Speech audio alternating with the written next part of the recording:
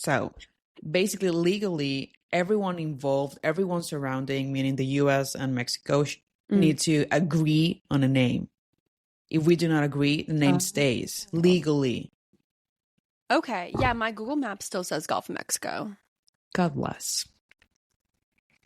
It would actually be crazy if my Google Maps right now said the Gulf of America. Pal, I think it's going to happen. I really read that. I would have to. No, I love Google Maps. I can't go to the other one. What's the other one? Apple Maps. I hate Apple Maps. Yeah, it never works. So bad. Like, so many people love it. And I'm like, why? I used to love it. And then I needed to accept that I never got to places right because it sucks. And I was like, okay, it sucks, whatever. Apple Maps says Gulf of Mexico too. There we go. I also don't think, like, I don't want it to be the Gulf of Mexico just because I'm in Mexico. I just think that's a stupid thing to work towards. Like, yeah, I agree. We don't need that. When was it called the Gulf of Mexico? Like, when was that name established? I don't know. When did the Gulf? It's like America. America is the continent, not the U.S. country. Got the name the Gulf of Mexico in the 1550s. I think we need to calm down. Let's let it go. Oh my God. There's so more important topics that U.S. need to cover. Seriously. As a country, like every country, you know? Literally every other topic out there we could be worrying about besides this. But a serious debate that we should pose to listeners, Google Maps versus Apple Maps. That is a serious debate that we should be worrying about here on the GoalGetHer podcast. Yeah. Because I am definitely a Google Maps girl. Ditto. Cannot do Apple Maps. Don't know why anyone likes it. No, I need all my very detailed streets. Yeah. While I'm driving, yes. Same. I never know where I'm going. Never. No. I barely know how to get to my house. Apple Maps does not show me enough. I need to feel like I'm in the map to get where I'm going. So I can't just have like this like square next to me. I need like a detailed image of the building next to me to know that I'm in the right place. Yeah. Speaking of important topics, this is very important, you guys.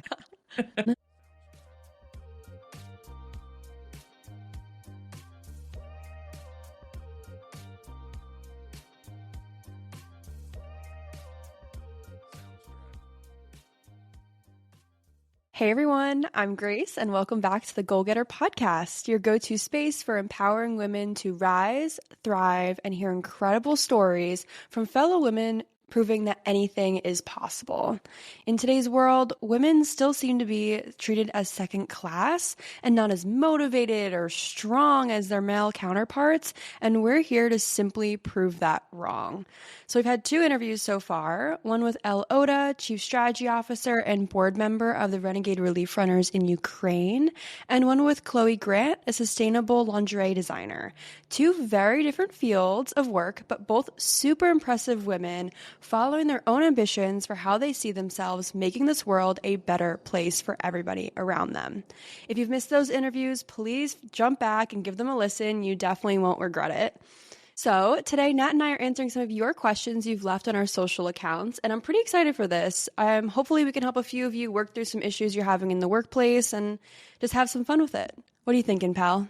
I love this. This is the very first time we're asking our audience questions. So thank you so much for asking so many questions. It's always so interesting to hear what's on people's minds when it comes to work, career growth, and just navigating life in general. So I feel like the best advice is always the kind of that comes from real experiences, which is what we're going to do. We're going to talk from our own experiences. And yeah, I'm excited. We received more questions that we'd anticipated. So thank you so much for sharing with them. Amazing. Okay, our first question, jumping right into it, and I'll let you go first on this, pal. But what is your advice for breaking out of a career rut? Yeah, so this might sound cheesy, but I always try to look on the bright side. And don't get me wrong, if there is a bright side, no need to create one if there's no one. So that doesn't mean ignoring real struggles. But if a job is making you miserable, sometimes the best thing is just to walk away, right? But if you actually enjoy what you're doing it and you just like stuck or not motivated or uninspired, my advice would be first to talk to someone you trust. This is something that I often say, but I don't often follow my own advice. But we live and we work in like a digital world, right? It's always on screen, basically. So I think to we need to disconnect, but then reconnect with actual human beings. So work has like seasons, like life. Some are like more challenging than others, but I just found that voicing my feelings to my girlfriend, a friend, my mom, it helped me so much because since they are outside of the situation, they bring a fresh perspective and they're like standing from a different point of view. And sometimes since I'm very deep in what I'm feeling and in the situation, it I don't see clearly. Like I don't see all the moving parts, all the pieces, sorry, of the story. So it helps me get a fresh perspective from them. That's one. And two, I always, in every single situation, I ask myself like the basics. What, why, how, when, like, why am I doing this? What's my personal goal with this? What do I want to achieve? Is this challenge leading me somewhere greater? Sometimes reframing the situation reminds me of the bigger picture and it helps me push through. And I just put like everything in a balance. Like, is this challenge worth it for me? Do I want to push through? Do I want to like move forward? Or is this, I don't know, like very difficult for me? Maybe I should just walk away, you know? That would be my Yeah. advice. Yeah, no, those are two really good points. I liked this question a lot because I think it's something that I've been thinking about in my own life very recently and over the past year or so. So just a few months ago, as some of you guys might know, I was feeling super stuck in a job that I've been in for the past 4 years. It was my first job out of college, and I felt like it was just time for something new. And now I'm speaking to you as an unemployed professional job applier, I guess, at the moment. But that's okay. We're getting places. But so I've come up with a few tips that I wanted to share from like my personal experience. And the first one is assess why you're in a rut. Definitely take a step back, reflect on why you feel stuck. Is it the lack of challenge? Is it burnout? Is it kind of almost too much routine? For me, it was definitely burnout, plain and simple. My employer was expecting me to run a marketing department without any increase in compensation, title, or recognition for the increased workload they had placed on me. So understanding why I felt like I was in that rut helped me figure out what position I wanted to be in the future. So if you figure out what is making you or what is putting you in that rut, hopefully you can figure out if it's the position you're in or is it the company that you're in as a whole. And those are two very different places to be. So my second point is assess what's holding you back from making a change. Are you afraid of failure? Is the idea of change overwhelming? Maybe you feel stuck but comfortable where you are, or you love your coworkers and just can't imagine going into another office without them. This is definitely something that I struggled with. I stayed at my last job way too long simply because I loved my coworkers. And that's great. But I think we were slightly trauma bonded. But that's not a reason to stay in a rut for years and years and years. And in hindsight, that was not a good reason to stay. And you never know what amazing opportunity lies ahead of you if you don't take that leap of faith and try something new. So to wrap up my answer for this question, I'll just say being in a career rut is so real. Everyone's been there. Don't feel alone. Set some goals for yourself. Start applying to jobs that seem interesting. Attend networking events. Tell friends and family you're deciding to look for your next thing and just kind of go from there. There's no rush, but at the same time, you don't want to stay stuck once you realize you are in a career rut. Yeah, I couldn't agree more. And like you said, and this is something that we're doing right now. We're just talking to each other, and that's helpful, sharing what we're feeling so we can give each other advice. So that's great. But now, pal, how to deal with coworkers who just want to pick up a fight and argue about the simplest things? Yeah, this is a fun one. I've definitely been there, and I think you have as well, pal. But first and foremost, stay calm. It's very easy to get caught up in the tension or drama of it all, but sometimes you just need to listen where your coworker is coming from. Sometimes you can de-escalate the situation without it getting out of hand. Also, definitely pick your battles. not every disagreement is worth your energy. If it's something small, just let it go and focus on the bigger picture. Your time and mental space are 1,000% worth spending on something else. However, I say that knowing that not all situations you're able to de-escalate yourself, and that's fine as well.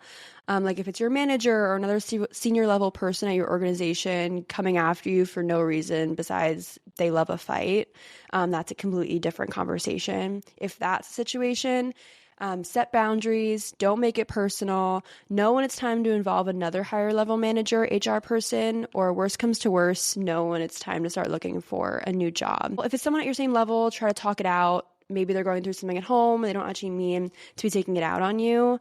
But if it's a senior employer or manager or HR person themselves coming at you simply because they're on a power trip, it's not worth it. It's not just your problem at that point. It might be a whole institutional problem, and probably better to remove yourself from that situation before it gets even more toxic than it already is. Yeah.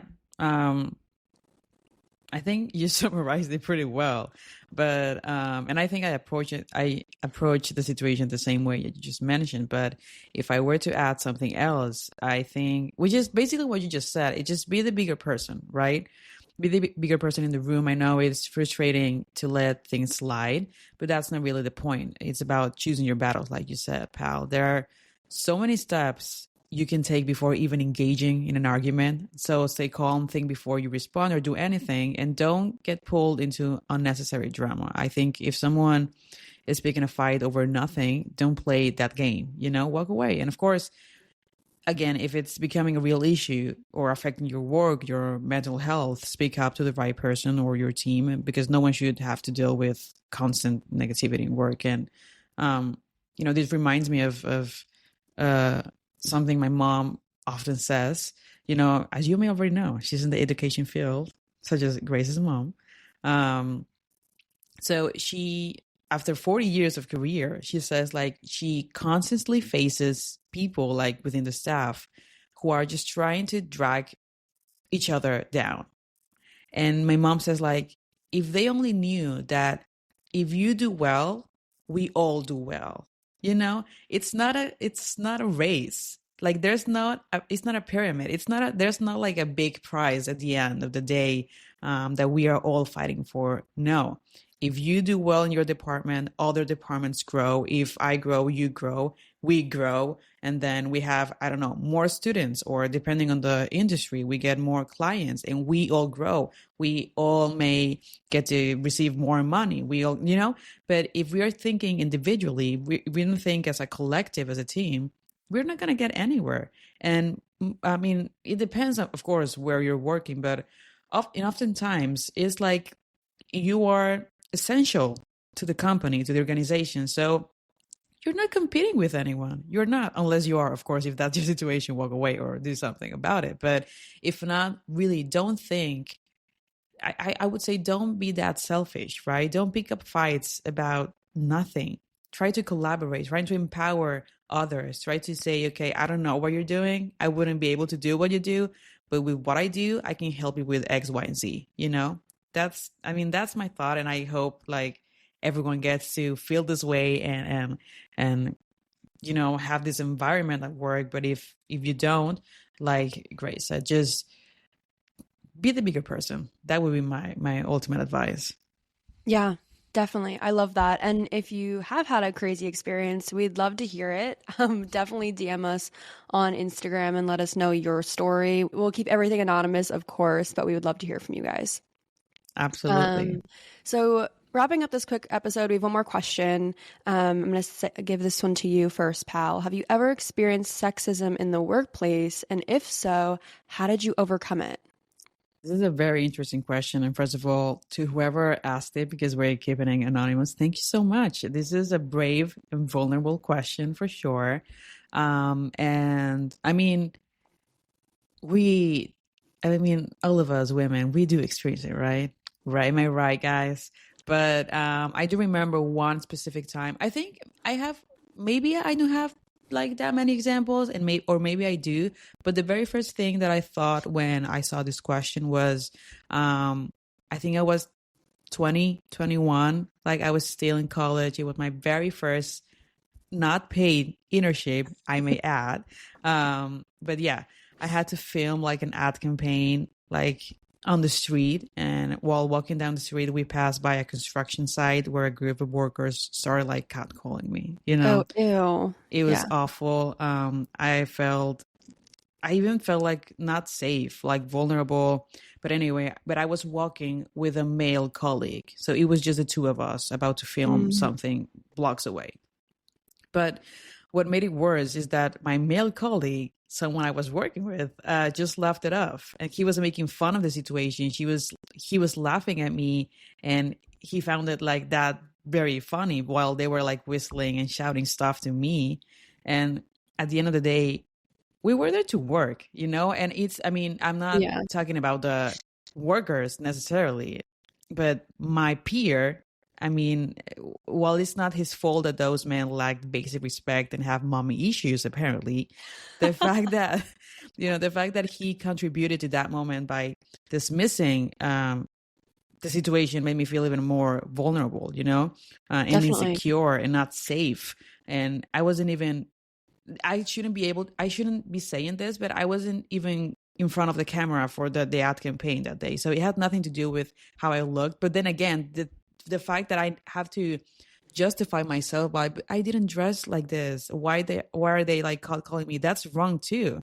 It never matters what you're wearing or what you're doing. No one is entitled to disrespect you. And let's be honest, if I were a man, I highly doubt that anyone would be calling me in the first place. I'm probably sure my male colleague then probably would have stood up for me instead of laughing in the first Preach. place. Preach, pal. Yeah. Yeah. 100%. 100%. Yeah, I think I've had not a similar experience, but I've definitely experienced sexism in the workplace. And I'm sorry you had to go through that because catcalling, living in New York, that is a constant and it's incredibly frustrating. And I don't know what goes through someone's mind when they're like, oh yeah, I'm gonna be gross right now. But hey, Right. anyway, so I actually have reported someone to HR once for repeatedly attributing all of my ideas to some guy on my team. This person like also refused to look women in the eyes in meetings, which was kind of crazy. And would also send thank you emails to all the men on the team for their work, completely ignoring all the contributions by the women team members. So I finally got fed up with it all and I wrote this guy up and submitted it to HR. At the end of the day, nothing was done. So I can't say it made a huge difference or not, but it definitely made me feel better to be able to write it down and get multiple witnesses to sign on. So I didn't feel like it was all in my head. I wasn't making it up, which is important for overcoming this type of situation, for not letting it drag you down. So I would say if it's happening to you, first of all, I'm so sorry. No woman deserves to be treated with such disrespect. And second, keep a record of it for sure. Write down all the instances that occurred, and if possible, get a few witnesses to sign on. Even if HR does nothing at the time, you know in your heart it's not right, and you're not imagining it, which is super important for your mental health. Plus, if it keeps going, you have a clear record of the entire time spanned from the first time it happened to present. And lastly, yeah, as Nat said, fuck that guy. He's probably has mommy issues, and it's gonna be incredibly lonely when all the women in his life realize how big of a dick he is. So, yeah, you're better off and probably happier. Yeah. And I think at the end of the day, I think it comes back to the second question we were asking in this episode. We are the bigger person, right? Not just for being women. No. No. But just for being respectful, towards others. Like that's just basic rules for the human experience. I love this conversation.